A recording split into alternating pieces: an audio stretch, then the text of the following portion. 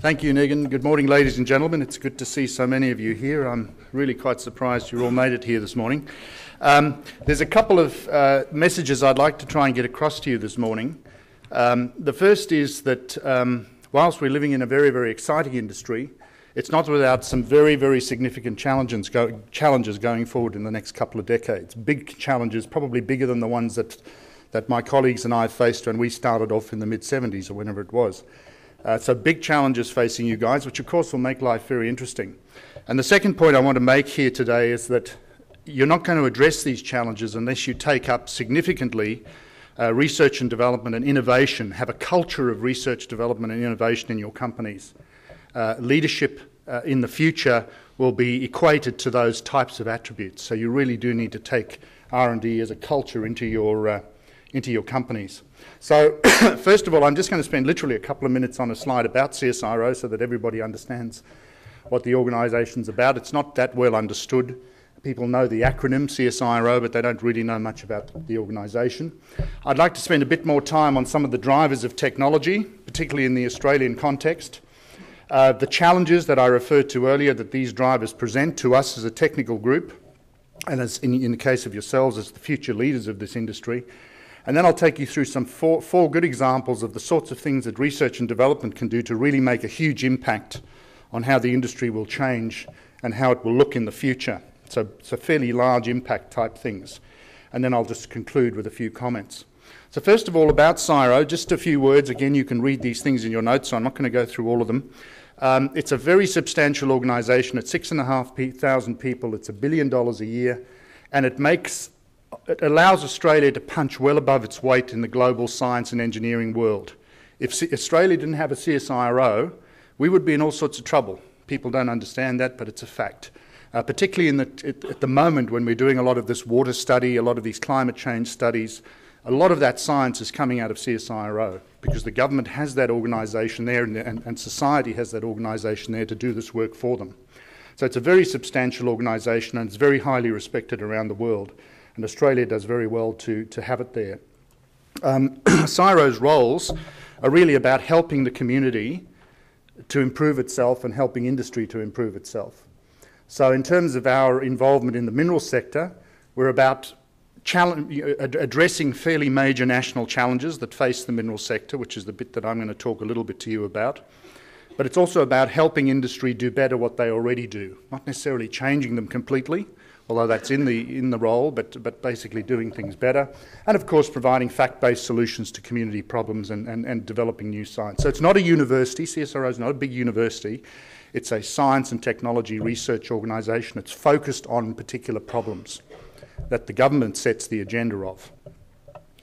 And it spins out a lot of companies. So there's more than 160 companies have been spun out of CSIRO in the last 60 or 70 years. And there are thousands of organisations that use CSIRO technology. And in fact, if you carry any money in your wallet, you're using this CSIRO technology in that cash, for example. And a lot of the Wi-Fi technology that's used all over the world by Motorola and those sorts of companies, that's actually CSIRO technology. So it has an impact, even though you're perhaps not aware of it. In terms of the minerals area, what we do about $105 million a year of R&D in the minerals area. It involves about 500 people located in maybe five major locations in 5 different states. So it's a very, very substantial effort. And we involve ourselves with a number of universities. So the bit that I look after, which is about half that work, involves about 10 universities. So it's a very collaborative type effort, and increasingly so because Australia's too small a place to try and go off and do things on our own. We really do have to collaborate if we want to go forward in the future. And the work that we do in the minerals sector, along with our partners, ranks in the top 1% in the world, which is amazing for a little country of 22 million people. It's pretty spectacular to be in the top 1%, and that's where we sit in terms of mineral research. So let's look at some of the drivers. I'll take you through some of the drivers that are actually throwing on some of the things that are driving the minerals industry in this country, and we'll look at them. So first one is population growth around the world. This graph shows a few countries. The obvious standout ones there are China and India. As you'll see, China will overtake India in terms of population in about 2037. That's the current projections. So somewhere in the late 2030s. And it's not just population growth that's the issue here, it's the growth in the middle class, the consumer group, that's happening at the same time in those two countries and in other countries like Brazil and so on. But these are the two giants of the future, or they, in fact, they're giants at the present, and they will grow into superpowers in the future. And this has a major impact, as you know, on our industry and will continue to do so.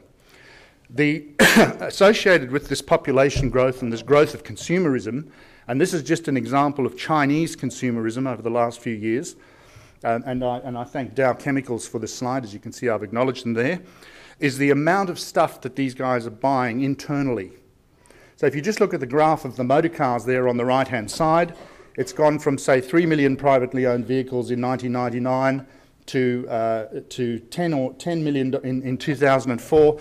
I heard the other day the current numbers are somewhere over 15 million. Now, if you think of that, every single motor car's got about 5 tons of minerals in it, raw materials. You can see you start to see what's kind of driving this massive engine that's keeping our economy going at the moment. And it's not just the internal demand that these people are consuming, it's stuff that we buy from them that they make for us. So again, another slide from Dow that shows, again, this is 2006, 2007 figures. We buy these things from this particular country. And similar sorts of things are starting to happen in India and other places as well. So this is just China. This is only just part of the story. So there's an enormous amount of activity going on here which is driving our mineral production. So it's not surprising to look at Australian mineral production over the last 80 years, and this is some information from Gavin Mudd, who's at Monash University, and you can see the massive growth in mineral production in the last 80 years. It's gone exponential, basically, in the last 30 years or so. And that's to 2005. As we know, it's accelerated since then. Although I must say a recent report by Access Economics, which came out in May, suggests that we've actually, as a country, have fallen behind in terms of our market share. Even though our production's been going up, our market share has been slipping because we haven't been able to pick up the demand as quickly as we could have. So we are sliding a little bit, but these graphs continue to sort of point upwards. Now, there's no way it's going to continue to go up like that. We just cannot. We just don't have the capacity to do that. But the challenge is to maintain it at those sorts of levels. And that is a very, very significant challenge. Very significant challenge to keep things at that sort of level. Now, if you increase production like that, and there's a tendency perhaps for grades to decline, and that in fact is what happens. So again, a similar period of time, you can see how the grades of most commodities have declined over time. Again, Gavin Mudd's work. And that continues to be the case. And if you just think about it in terms of gold, it's intuitive. In the time that I've been in the mineral sector, gold, a typical gold mine in the mid-70s might have produced at 10 grams to the tonne, 15 grams to the tonne. We're now operating at a tenth of that, and profitably. And that's happened across the board. But in a sense, that's because this country has been forced to do that. And it's technology that's enabled us to do this. Now, you don't find similar graphs in Brazil. If you plotted that graph for Brazil, they wouldn't have the same issue, particularly in iron ore and those sorts of things. So they have very, very high grade. If you plotted that graph for copper in Central Africa, it wouldn't look like that.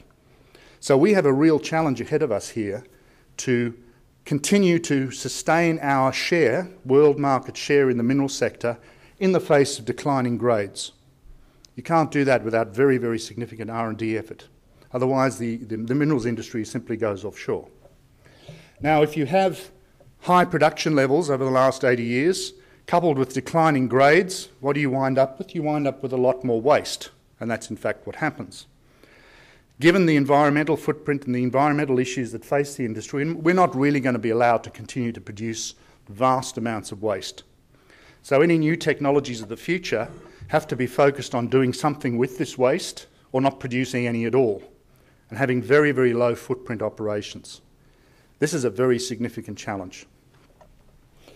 Another challenge that we're all very familiar with, especially today, given what's coming out later on today, is this whole issue of greenhouse gas consumption, particularly related to production, particularly related to energy consumption. The top left-hand diagram there shows a summary of some very sophisticated life cycle analysis work that CSIRO did around different mineral processing plants, mineral processing types, the amount of greenhouse gas emissions In other words, tonnes of CO2 equivalent per tonne of metal produced. And you can see some of the obvious big candidates there. There's some in the hydromet area, particularly around nickel, pyromet nickel, alumina, and so on and so forth, well, aluminium, sorry, and so on and so forth. If you couple that information with the world metal production, which is the bottom left-hand graph, and you combine those two bits of information, you produce the graph on the right, which shows the total amount of CO2 equivalent produced per annum for those different material types. So if you're going to make an impact on CO2 emissions, particularly out of this country and around the world, in this sector, you don't go and focus on nickel, lead and copper, you focus on steel and aluminium. So those are the sorts of analyses that have to be undertaken for us to decide where we're going to spend our research dollars in terms of trying to reduce this impact. So the bit of CSIRO that I run, we're focused on trying to get these numbers down here by factors of 20 or 30% over the next 10 or 15 years. It's a challenge, let me tell you. What's another challenge? The workforce. That graph, that blue line, shows some modelling that was done by Access Economics back in 2006. And it's historical net entrance to the workforce before then. So in other words, people coming into the workforce, less people going out. And it shows how rapidly it's going to decline over this next few years. Now that assumes certain things around immigration rates and fertility rates and things like that, retirement rates and so on. But you can tweak around with that line a little bit over the next 10 or 15 years. You can't do much about it in terms of fertility rates because it takes some time to get those people into the workforce. But you can play with immigration rates and so on and change the slope of that line, but it's still going to go down. There's not a lot we can do about keeping that line going flat over that red period. And over that period that's shown in red, the minerals industry is going to need another 70,000 employees, according to the Minerals Council. And in fact, recent numbers again by Access Economics, which came out in that same report in May, suggest that the workforce in WA, if we're going to just sustain our current levels of our current world share, so our current share of world production, are going to have to double in Western Australia. They'll go up by 50% in Queensland between now and 2020. So where are these people going to come from? I don't know. So what we're going to do, we're going to need technologies that mean we're not so reliant on skilled operators and in fact these large numbers of people. Because we're trying to get these people into an industry when we're faced with these sorts of declines in workforce. Big challenge for us, guys, big challenge. Another one is safety. That graph on the top left-hand side is an amazing achievement for the industry over the last 10 or 11 years. An asymptotic, if you like, if you remember your first year maths, decline in lost time injury frequency rate for the industry over that period.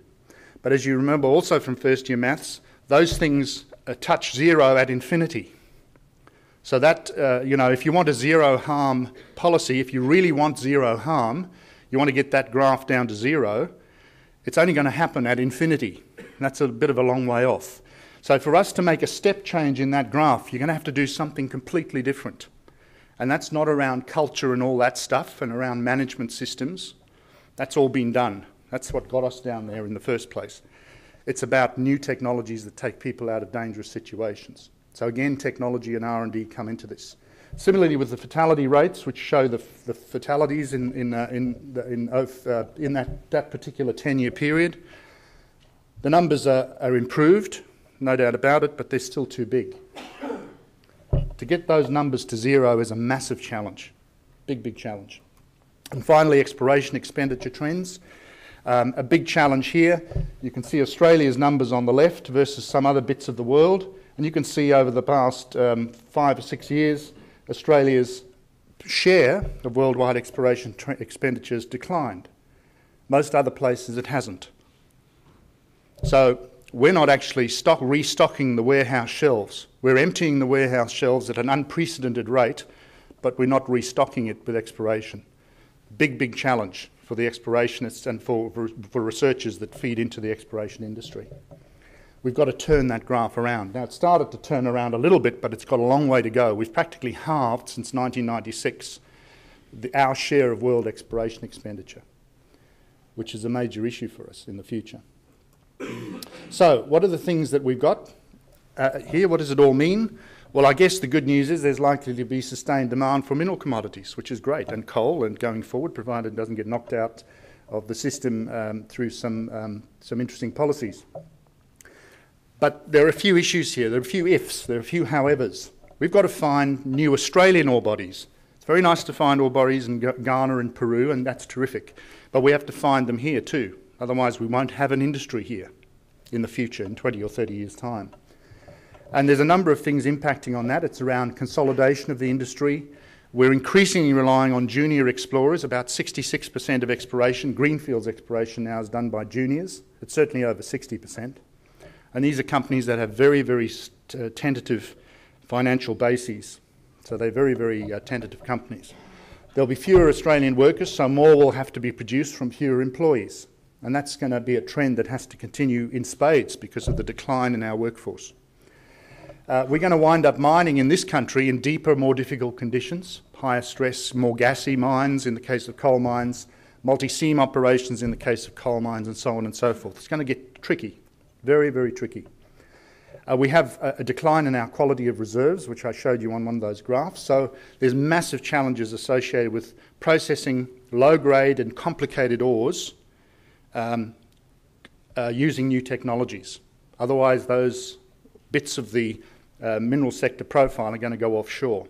Just to put it in perspective, we estimate that there's probably 600 to 800 billion, at least 600 to 800 billion dollars worth of low-grade and complex ores available for processing right now. It's just that we don't know how to deal with them. 600 to 800 billion. It's a lot of money. And HSE, of course, is becoming increasingly important, as it should be, and we're going to have to respond to society's needs in this area. So these are the issues that face us. You can't solve these issues just by simply doing continuous improvement stuff.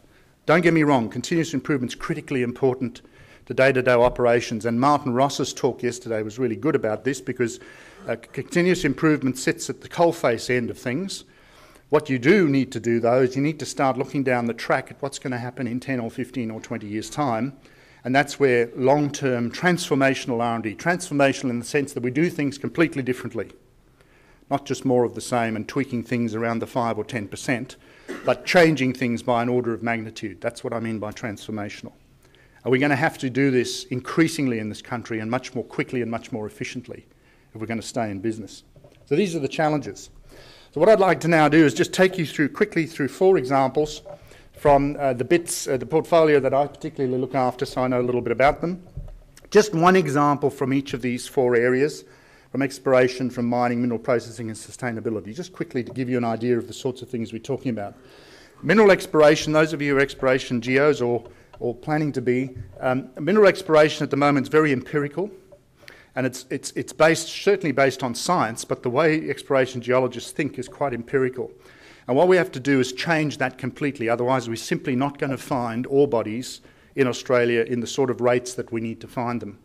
So a lot of the work that's happening in CSIRO and our partners in the universities is to try and put a lot of transformational science thinking into how exploration is done. So it's over a range of scales, from the nanoscale all the way up to, as you can see, 1,000 kilometres of the top of the Earth's surface. Understand how mineral systems form, understand exactly how their various footprints will show themselves in terms of geophysics and geochemistry, work in 4 dimensions. Geos don't work in 4D, they tend to work in 2D. They have to start thinking in 4 dimensions. So a lot of the modelling work, which shows a little bit up there on the left-hand side, we're doing is actually 4-dimensional modelling work. So there's time steps in it as well as others. So this is the sort of thing that needs to happen in the minerals exploration sector. An example in the mining sector. Well, the coal miners really have a fantastic system. They have highly productive systems, automated longwall, rock cutting systems that enable them to recover coal very rapidly and very efficiently. The hard rock guys look at that, and I'm an ex-hard rock guy, and look at that and their mouths just water. Wouldn't it be nice to be able to put... Geez, I've got to stop doing that, haven't I? Wouldn't it be really nice to be able to put continuous mining systems into hard rock conditions? That's been the holy grail for many, many, many years now. Even since when I first graduated, we were trying to do things like that in South Africa. So, you know, we've got to a point now, though, where we think we're very close to a solution for this. And what we have here, and I'm going to show you some technology that's actually cutting 260 megapascal basalts. That's 4 or 5 times the strength of concrete. Coarse quite efficiently with minimal wear on these very, very special picks. So that next slide, if you could just run it for me, please, just for a few seconds. So this is showing a wheel laced with picks cutting 260 megapascal basalt. You'll notice the pieces that are coming off are that size, so they don't need a crusher, and they can easily be handled from the mine face. So what we're talking about here is the ability to put what's currently technology used in soft rock cutting industry, potentially into hard rock environments, particularly for mine development, rapid mine development issues, not to mention surface mining and so on. So there's a lot of potential here to go forward. So this is going to potentially transform how surface and underground mine development are done. This is the sort of thing we need to do and think about in the future. What about gold? For many, many years now, gold has been using cyanide as the leaching agent to get the gold out. We've got billions and billions of dollars, hundreds of billions of dollars worth of gold sitting in the ground, which we can't actually access using current technologies because you have to dig a big hole and you have to get it out, bring it to surface and put it through an expensive processing plant. But likewise, you can't just go and pump cyanide solutions underground because, you know, that's a bit of a no-no for obvious reasons. So what we're doing here is we're trying to find other ligands and other solutions that we can use for in-situ mining, which will efficiently leach gold out of the ground in situ. So you don't have to bring it all the way up to the surface. You don't have to have an expensive mining processing plant, a very low environmental footprint. It's almost an invisible mine. And so this particular work is looking at a thiosulfate-based ligand with a thiourea catalyst in it, and we're getting some fairly good results out of it.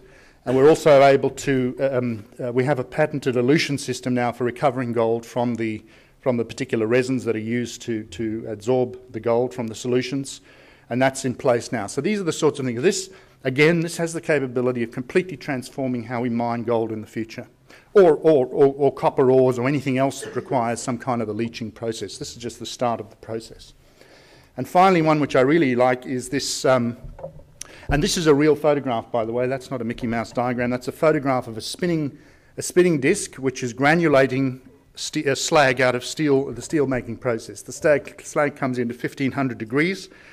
At the moment, my understanding is that most operations will quench that slag in water. So you're basically wasting a lot of energy, and you're also wasting a lot of water in the process. This particular bit of technology enables you to spin the slag off a rotating disc. The slag cools into droplets, and you can vary the size of those droplets by changing the engineering parameters. Those solid granules fall to the floor. You can recover the heat out of that hot air and use it for something. Again, you can recover the heat out of the solid granules as they cool and use that heat for something else. And you can take those solid granules and use them in the cement industry. And all of those things have a huge impact, potential impact on greenhouse gas and energy footprint. And these are the sorts of savings that we're expecting globally out of this type of technology. So we're in the throes now of working with a couple of the steel producers in Australia to actually build a pilot plant for this, to make sure that we've built this in the laboratory. The thing's about this, quarter the size of this, or smaller, about an eighth the size of this room. We need something a little bit bigger now to see how it works on a pilot scale. And how would this fit perhaps into some completely transformed future industry? Well, here's a kind of an idea for you. And these are the sorts of things we're trying to work towards here in this transformational stuff. Here we've got a whole lot of industries linked together. Let's say anywhere where you've got salt-affected ground, and WA is full of salt-affected ground, you'd be able to perhaps put some a particular type of vegetation into that ground, at least as you can see in ribbons across the area, to try and reduce the water table to get the salinity out of the ground. You'd grow wheat between those hedgerows, if you like. So you've got farming and tree planting going on. You would then take the biomass from these hedgerows here, and you convert that through pyrolysis into char. At the same time, you're generating power. So you're producing wheat out of there, you're producing power out of there. You use that char in the smelting process to produce a greenhouse neutral product. So you're not using coke and coal here, you're using char. That produces iron and steel. The hot slag goes through the process that I talked to you about before, through the dry granulation process, again producing power. The slag goes into the cement industry and reduces the footprint of the cement industry. So this is, if you like, what my colleagues are calling industrial ecology. So it's a completely different way of looking at how industries string together. So in conclusion, ladies and gentlemen, I'm not going to read through all that. We're a small player. We've got to really get our act together in this area or we're going to get left behind. You know, we're less than 2% of the intellectual property of the world at the moment because we're a small country. The rate China and India are growing, we're going to get increasingly smaller and smaller. So we've got to get our act together in a big way.